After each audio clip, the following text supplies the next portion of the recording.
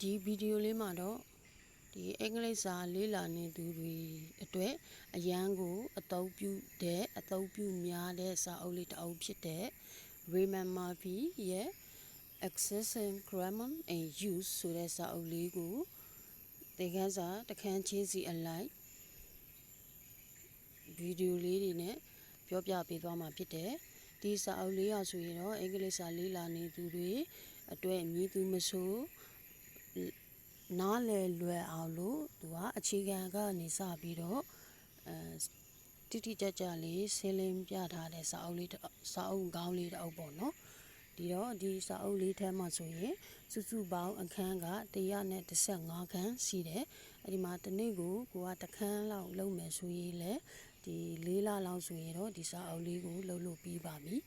။ဆိုတော့ကြည့်ပြီးတော့ကိုသင်ခန်းစာတွေနားလည်သလိုမျိုးလေးဒီနေ့ကို2ခန်းလောက်လည်းလုပ်မယ်ဆိုရင်လည်းလုပ်လို့ရတယ်ဆိုတော့ဒီစာအုပ်လေးရဆိုရင်အသက်အရွယ်အားဖြင့်ကြတော့အသက်10နှစ်ကျော်လောက်ကနေပြီးတော့စပြီးတော့လေ့လာ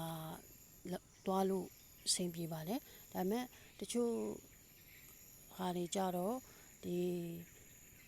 ကိုယ်တိုင်ရဲ့လေ့လာမဲ့သူရဲ့အခြေခံအသည့်တွေအပေါ်မှာမူတည်ပြီးတော့အားစိုက်ထုတ်ရတဲ့အပိုင်းတွေလည်းရှိတာပေါ့နော်ဆိုတော့ဒီလေးကကြတော့ဒီအထူးသဖြင့်ဒီအင်္ဂလိပ်စာကိုစတင်ပြီးတော့လေ့လာမဲ့သူတွေအတွေ့ရ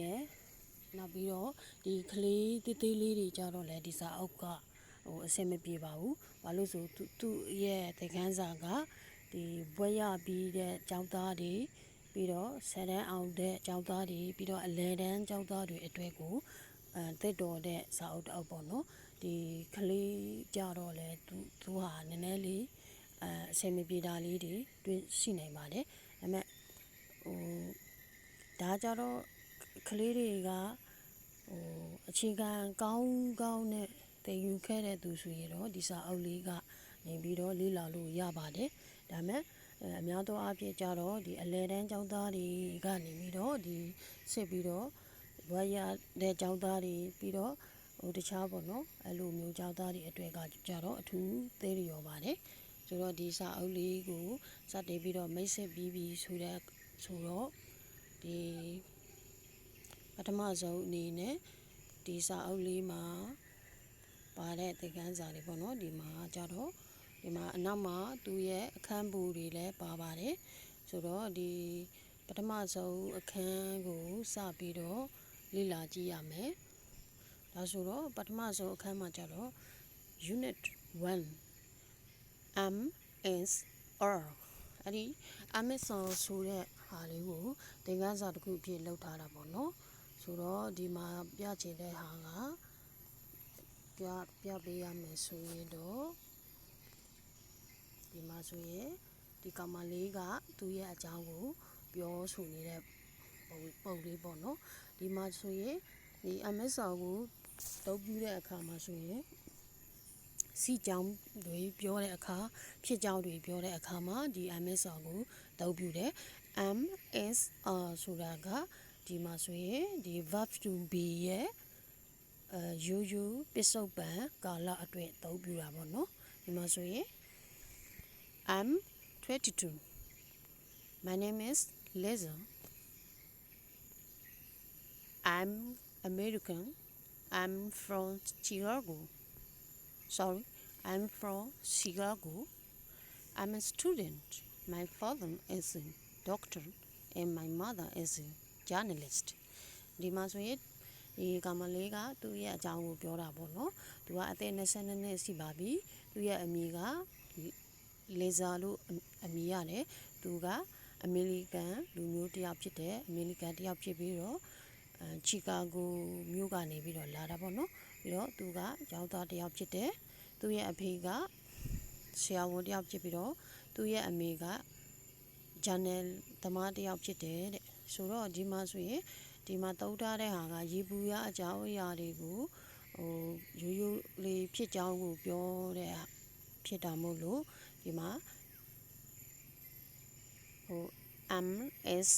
R ထဲကနေပြီးတော့အဲ့လိုလေးသုံးကြတယ် ဒီမှာဆိုရင်နောက်စိတ်ကြည့်ရမယ်ဆိုရင်ဒီ verb to be တွေကိုသုံးပြုတဲ့အခါမှာဆိုရင်မှတ်ထားဖို့က verb to be ရဲ့အနောက်မှာဘာတွေလိုက်ရလဲဆိုရင်ပထမဆုံး noun လိုက်မယ်နောက်တစ်ခုကကြတော့ adjective လိုက်မယ်နောက်တစ်ခုကကြတော့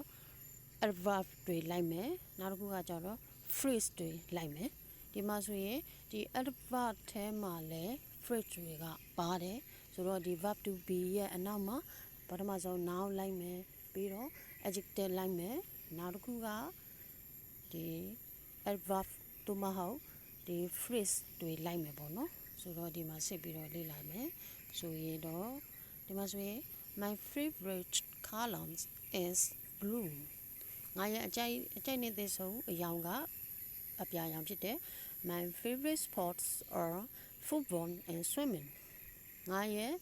အကြိုက်ဆုံးအားကစားတွေကတော့ဘောလုံးကစားခြင်းနဲ့ရေကူးခြင်းဖြစ်တယ်ဒီနေရာမှာပထမဆုံးမှာကျတော့ my favorite color is blue အဲ့ဒီမှာ S ကိုဘာကြောင့်သုံးလဲဆိုရင် my favorite color ကတစ်ခုတည်းဖြစ်တာကြောင့်မလို့ S ကိုသုံးပြီးတော့ my favorite sports are football and swimming အဲ့ဒီမှာကျတော့ sports ဆိုတဲ့ဟာမှာ sport ကအားကစားများဆိုတဲ့အတွက်ကြောင့်မလို့ AR ကိုသုံးထားတာတွေ့ရတယ်နောက်တစ်ခုဒီဟာတွေကြတော့ဒီမှာပြောတဲ့အတိုင်းပဲnoun တွေနဲ့ adjective တွေကိုသုံးထားတာပေါ့နော်နောက်တစ်ခုကြည့်မယ်ဆိုရင် I'm interested in art ဒီနေရာမှာဆိုရင် interested ဆိုတဲ့ဟာက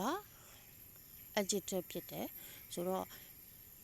adjective နဲ့ verb to be နဲ့ပေါင်းတဲ့အခါဆိုရင် verb အဓိပ္ပာယ်သက်ရောက်တယ်ဆိုတော့ am နဲ့ interested နဲ့သုံးလို့ရှိရင် verb အဓိပ္ပာယ်ရောက်ပြီးတော့ဒီမှာဆိုရင်ပြပေးရမယ်ဆိုရင်တော့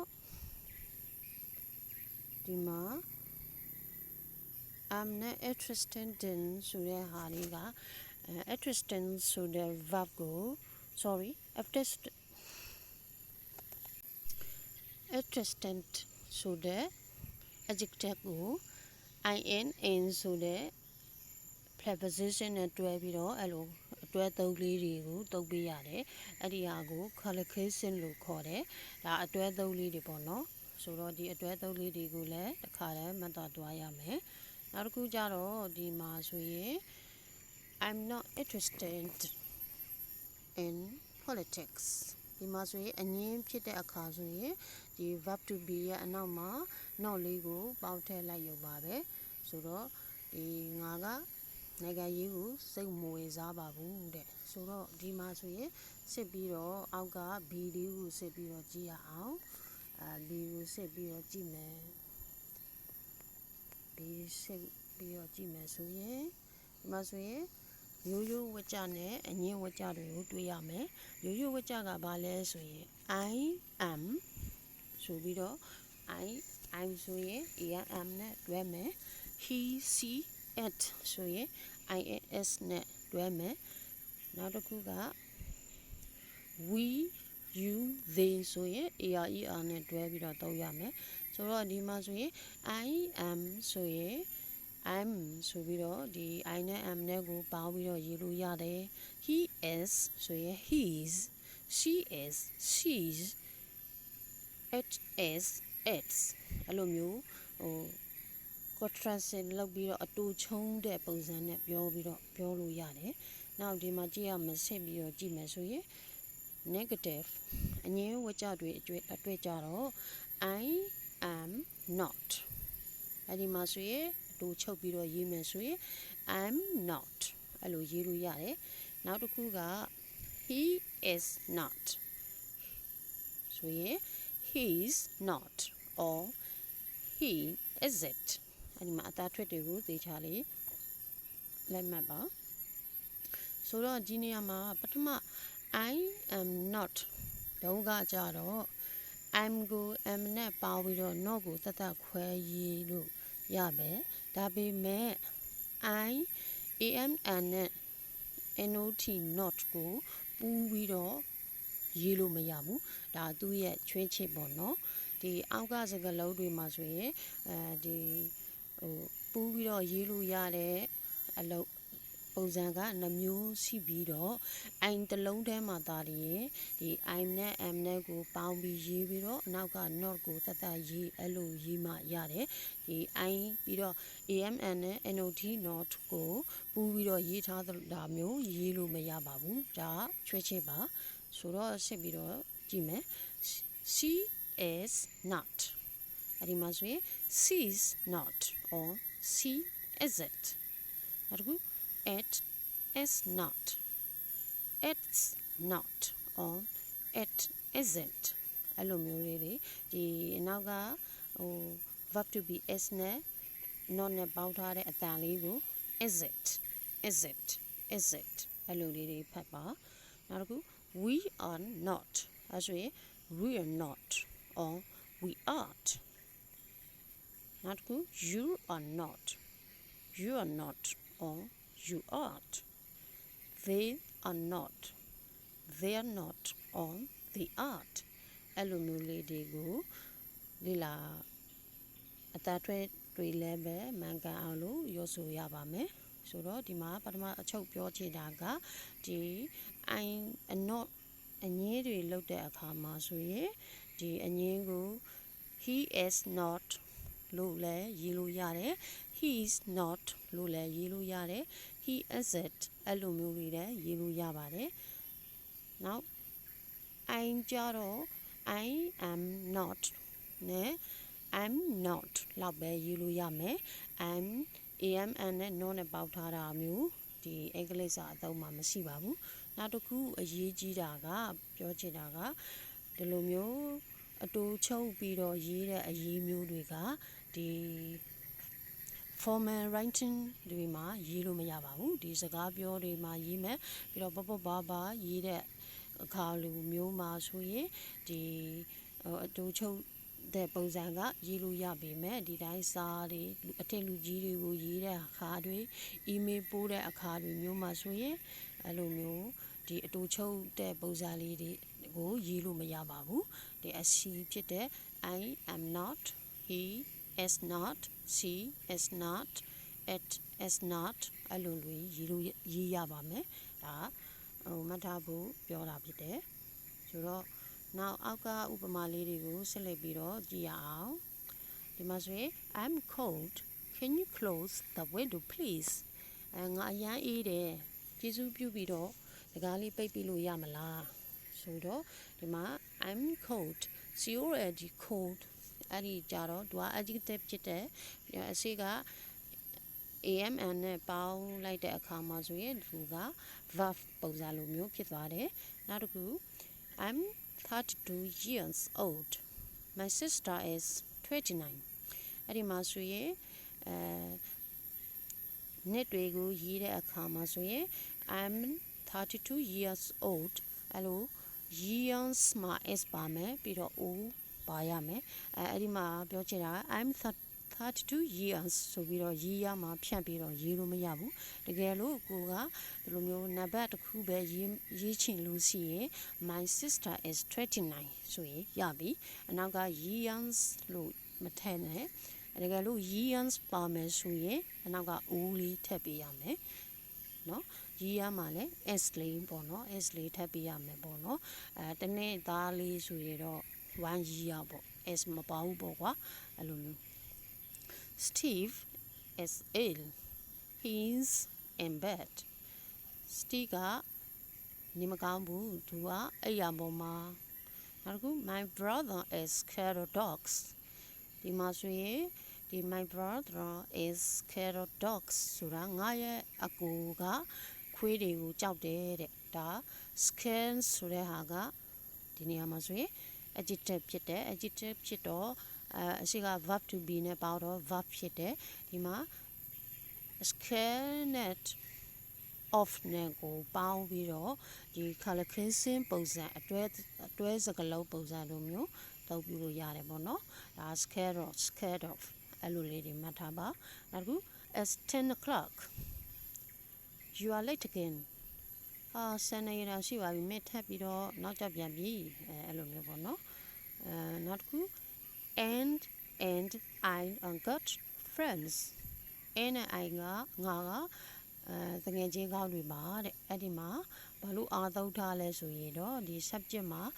n နဲ့ i နှစ်ယောက်ဖြစ်တဲ့အကြောင်းမို့လို့ er ကိုသုံးထားတာနောက်မှာ phrase မှာလည်းပဲ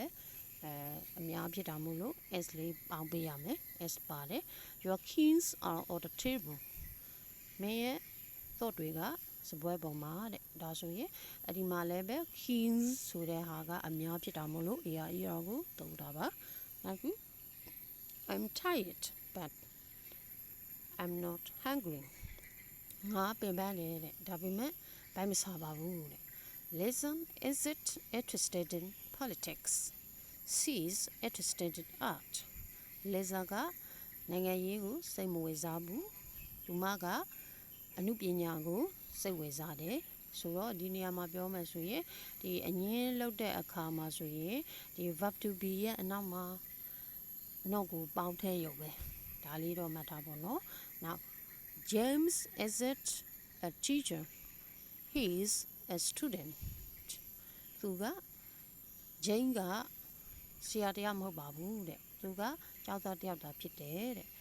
Those people aren't English they're Australian ဒီလူတွေကအင်္ဂလိပ်လူမျိုးတွေမဟုတ်ဘူးသူတို့က Australia လူမျိုးတွေဖြစ်တယ်ဆိုတော့ဒီနေရာမှာဆိုရင် those people ဆိုတဲ့ဟာကအများကိန်းဖြစ်တာမို့လို့အရာကိုသုံးတယ်